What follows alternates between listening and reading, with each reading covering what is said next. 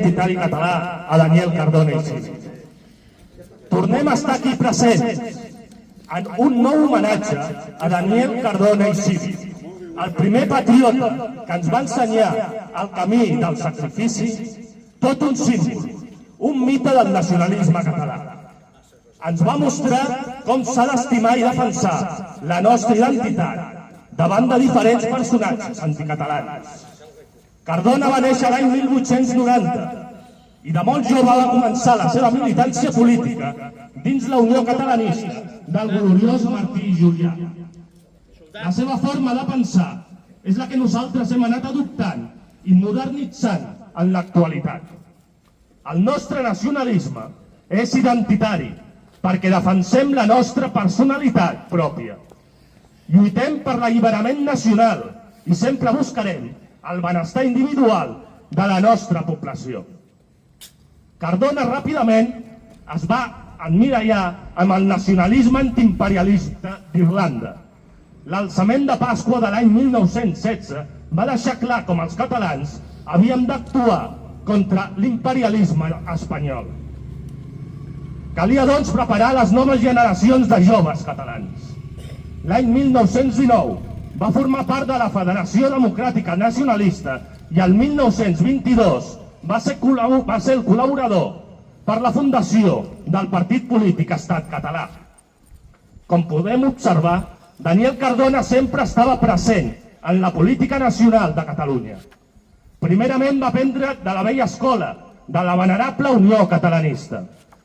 I com va anar demostrant fins a l'últim dia de la seva vida, va poder escoltar els grans patriotes, que el seu pensament era com poder alliberar Catalunya de l'esclavatge de Castella. Durant la dictadura de Primo de Rivera es va exiliar a França, on va poder formar-se militarment. L'any 1931 torna a Catalunya i és el fundador de l'organització Nosaltres Sols, un grup de nacionalistes radicals formats gràcies a la història dels grans herois de Catalunya. No són coincidències, no. Nosaltres hem demostrat ser la seva continuació natural.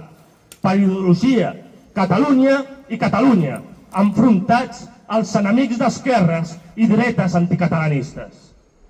I com no podria ser d'una altra manera, enfrontats també directament al carrer i on sigui possible, en aquesta esquerra universal que ara es fa dir globalista.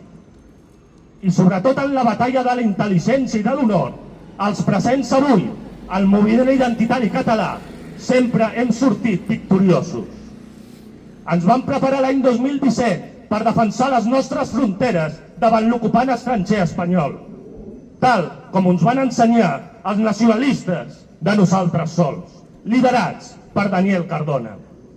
Tant en la proclamació de la República Catalana l'any 1931 com amb els fets d'octubre de 1934. Sí, i tant que sí, no ens amagarem mai. Nosaltres ho vam dir i ho vam intentar i ho continuarem intentant. Calia preparar les forces d'un exèrcit nacional de catalans per defensar la nova sobirania recentment instaurada. Sense la força del braç i dels fusells, la Catalunya lliure quedarà sempre a l'abast de l'ocupant i cal saber defensar-se per poder gaudir d'un present i d'un futur plens de pau i de llibertat.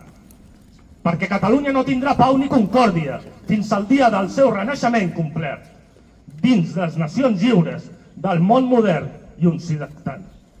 L'any 1936, Daniel Cardona va ser el batlle de la localitat de naixement, Sant Just Desvern. Però, desgraciadament, el 1937 va haver de tornar a marxar a l'exili, on va col·laborar amb la resistència francesa, enquadrat amb el Front Nacional de Catalunya, on Cardona va ser un dels seus impulsors. Greument malalt, el 1942 va tornar a Sant Just Desvern, on va morir el 7 de març de 1943. Les autoritats espanyoles van obligar la seva família a fer un enterrament íntim, a primera hora del matí, sota l'atenta vigilància de la policia feixista espanyola. Som els patriotes identitaris, els que seguim paraula per paraula els pensaments de Daniel Cardona. Ho hem anat demostrant durant ja 9 homenatges consecutius. Hem estat aquí presents i ho continuarem fent per la memòria i l'honor de tots els socis que van pertànyer a la dècada de 1930 nosaltres sols. Perquè sabem del cert que molestem, no tenim por i som sincers amb nosaltres mateixos. La via